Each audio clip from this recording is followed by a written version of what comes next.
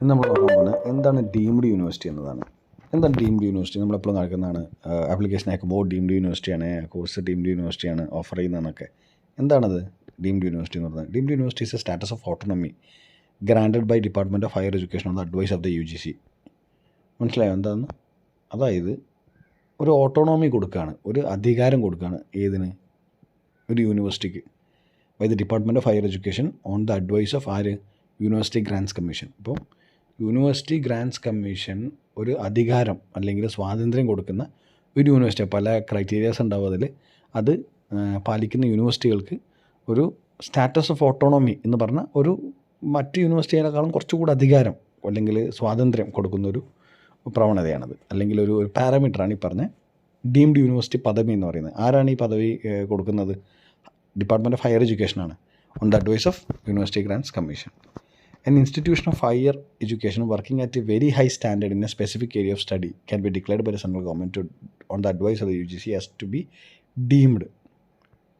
അപ്പോൾ അതിൻ്റെ അർത്ഥം എന്താ? ഇത്രയും അർത്ഥം എന്താ? an institution of higher education, ഒരു higher education institution working at very high standard. Very high standard എന്ന് പറഞ്ഞാൽ വളരെ ക്വാളിറ്റിയിൽ വളരെ മികച്ചത്.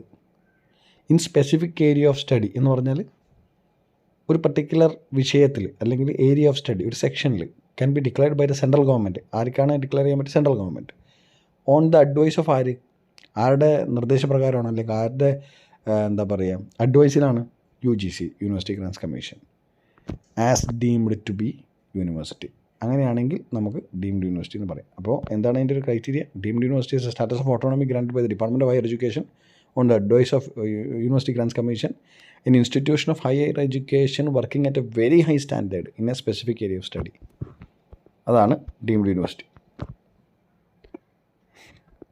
കേരളത്തിലെ 3 ഡീംഡ് യൂണിവേഴ്സിറ്റീസ് നോക്കാം. There are 3 institutions in Kerala with deemed university status. ഏതൊക്കെയാണ് ഡീംഡ് യൂണിവേഴ്സിറ്റീസ് ഇൻ കേരള? ഒന്ന് കേരള കലാമണ്ഡലം, ചെറുതുരുത്തി, തൃശ്ശൂർ.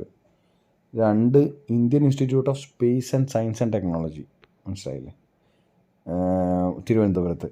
3 ചിന്മയ വിശ്വവിദ്യാപീഠം അല്ലെങ്കിൽ ചിന്മയ വിശ്വവിദ്യാപീഠ്, എറണാകുളം. ഈ 3 എണ്ണമാണ് എന്ത്? കേരളത്തിലെ deemed universities. Vallathol Narayana Menon, Kerala Kalamandalam was established by Vallathol Narayana Menon in 1930. Kerala Kalamandalam എന്നാണ് ഡീംഡ് യൂണിവേഴ്സിറ്റി ആയത്? 2007.